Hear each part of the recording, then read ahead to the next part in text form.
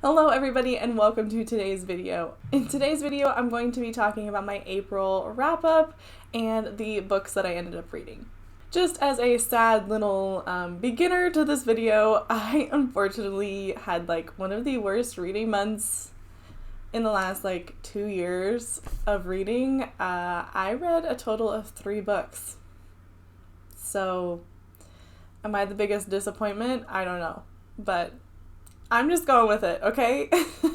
Life got really chaotic and really in the way, and I was super motivated to focus on my channel, and then something happened at work, and I got completely thrown into a new role, and it was taking all of my mental capacity, and after work, I literally just wanted to sit down and not listen, not read, not do anything. I just really needed to go to the gym and just focus on not focusing on work. And I was able to eventually slowly start to listen to the 5th Wheel of Time. And so that's just kind of what ended up happening. And I also went on vacation, and during that vacation I got lots of reading done, but it just wasn't enough to kind of spark what happened when I came back from the vacation. So just a little caveat, it's probably going to be a pretty short video, sadly, because again, I only have 3 books to talk about, so we'll just jump right in. Okay, actually, I'm going to start with this book. 100 Years of Solitude by Gabrial Marquez. I don't want to call it a DNF at this point, but I am on page 161, and I think this book came for me, okay? This book literally just, I think, ruined my month. I thought I was gonna love it. It's a hard pass for me. I am someone who really has a hard time DNFing books, and I think that this is really ultimately what just shot my reading month for me. It is about a fictional family, and this family lives in a fictional town, and they it's just kind of their story of how things happen and what is kind of occurring with this family. And let me tell you, it is unhinged, absolutely unhinged. There's so much incest, and there's a million children with the same name. There's horrible things that happen, and they just kind of brush them off. It also feels like a very strong, I think Kristen I will link her channel, but I can't remember her channel name, but Kristen, she mentioned that it felt like a stream of consciousness, and I couldn't agree more. It reads very kind of chaotically, and it just didn't work for me, and I'm really disappointed. Maybe one day I'll be able to pick it back up, but as of right now, I might even just donate this book because I just did not enjoy it that much. The first book that I read in April out of 3 was The Fires of Heaven by Robert Jordan. This is the 5th book in the Wheel of Time series, and honestly, I continue to still have a great time. I am really genuinely surprised. I know I say this every single month. They're pretty big, they're pretty chunky, they're pretty long. And I still continue to have a great time. And I think that it has a lot to do with the different pairings that he does. And just the plot just kind of moves along because there are so many different characters to follow. And so while you can sometimes get bored with one plot line, there's always another plot line that you're kind of waiting to get back to that you might enjoy more than one or the other. In this case, I was actually really intrigued by Rand's storyline for the first time since the entire series started, and so I was really excited to kind of get back to Rand, and there ended up being a lot of story from the girls' perspective, this particular book, but while I didn't mind the girls' storyline, I actually was most intrigued by Rand's, and so I was super excited. I loved the girls' storyline, I liked where it was going, and then I also really enjoyed Rand's storyline, and this book kind of caught me off guard.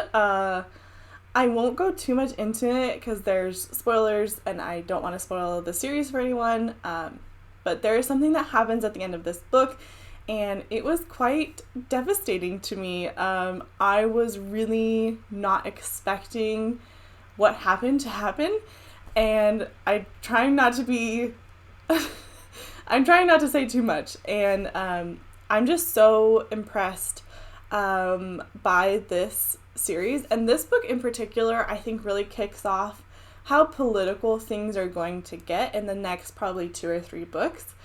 There was a lot less like fighting or kind of like maneuvering going on. There was more like political talk and intrigue and who's going to go rule where, how are things going to happen from here on out, why certain people are more important than other people, and the different lands, and like why it's important for, Rand, why it's important for the Aes Sedai. I thought this book was incredibly well done, and I think that it really starts to bring out the political intrigue, and I continue to love all of my characters. Sadly, I will say, Coda, this is probably going to break your absolute heart. There is not a single chapter in this entire book where we get Perrin. And so it's pretty hard for me to say that I really enjoyed this book, but I actually really enjoyed it. I'm excited to hopefully one day get back to Perrin. I'm sure we will in the next book, but absolutely broke my heart that we didn't get any Perrin, because how can you not love Perrin? The next book that I picked up was A Clockwork Orange by Anthony Burgass. I actually picked this up when I was in Canada for a little vacation, and I read the back, and it's like super short. We're talking 140 pages, and I was super intrigued. I asked the store owner if he had read it, and he was like, it is a book. It is. If you can stomach it, it's a very good book. Completely immoral, completely just so many trigger warnings, so many horrible things that happen in this book. So please don't pick up this book lightly. It is an entire book based on the fact that our main character loves violence, and we're talking real violence, like murder, sexual assault, all those just horrible things that you could possibly do. He enjoys doing them until he gets caught. And then it's our story from there of how he kind of is rehabilitated and reinserted into society. And while this book is very hard to read for a couple different reasons, I really enjoy dystopian novels, and I feel like this is a great one to pick up if you really like dystopian. Again, it's very interesting. Unfortunately, I think that this book is written in a very interesting way, and it's very hard to digest because our main character actually speaks in a slang kind of language, and so he has different words for almost everything. And so while it takes you a minute to kind of get into the story and understand what you're reading, I unfortunately think that it kind of takes away from the main story that is happening here. If it was just written in a more digestible way, I would recommend this to everyone. It's fascinating. There's a lot of like really moral questions that are being asked in this book, and so while I tell you to pick it up lightly, it's not like a hard recommendation. You have to go read this. I do really recommend it, but just know that you're probably going to pick it up and go, what the heck am I reading, for the first like 2 chapters. And if you can get through that, then you'll really start to understand what's happening. And again, don't pick this book up if you have any sort of trigger warnings.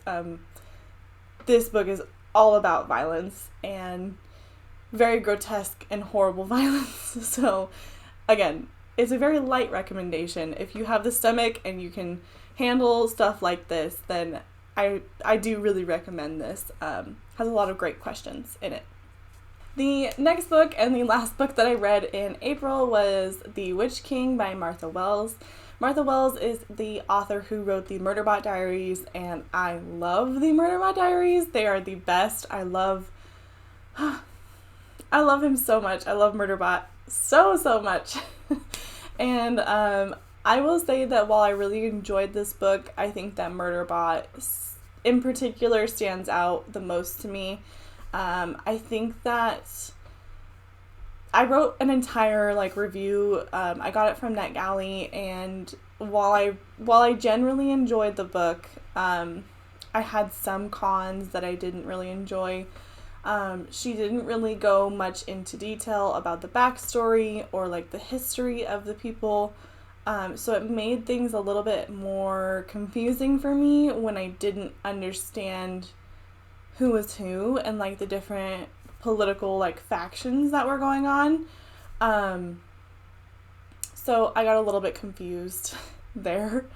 To give you a little bit of backstory about the Witch King, it is a story about a demon, and this demon wakes up and he realizes that he has been trapped for who knows how long. And he is kind of on this reign of terror to find out who trapped him and why. So he wakes up and he finds his best friend, and they realize that they were obviously tricked or betrayed into being trapped, and they don't know how much time has passed. And this kind of sparks our adventure from there. And this actually follows a dual timeline, so you're getting our main character in the present and our main character in the past, and then how those kind of weave together to make the story that we're currently reading. I think that the past point of view was really strong. I loved the past point of view. I kind of wish that the entire story was told from the past point of view, and then we kind of got caught up to our point A now. I don't know how to describe that the writing was actually better in the past POV. I don't really know what it was. I think if I had to pinpoint it, it was probably that the world building was really soft, and it was very subtle and integrated into the story. And so our present, it was kind of being thrown into a really hard fantasy world where there's lots of rules and things going on that you're just not really aware of. And then the past was very gentle, and things were experienced by him as you're slowly starting to kind of get used to this world. And I think that version of world building just worked a lot better for me in particular. I thought that the story was really fast paced and really exciting. I really ended up loving both main characters. I thought they were a blast. I thought the use of, there's characters that actually use sign language, and I thought that was brilliant. I really enjoyed that little aspect of kind of lore thrown in there. I thought that was a great way to represent that community, and yeah, it was actually a lot of fun. And if you want, you can go read my review. It's pretty lengthy, so that is it for today's video. I sadly only have 3 books to talk about, well, kind of 4. So yeah, not a great reading month for me, but lots of real life things getting in the way. But I have lots of exciting things for May planned, and I'm really excited to kind of jump into a few different books. I have a couple different buddy reads. Please don't forget to like, comment, subscribe, whatever floats your boat. I'm here to talk about books, and I love interacting with all of you, so thank you so much for watching. I will see you guys next time. Bye!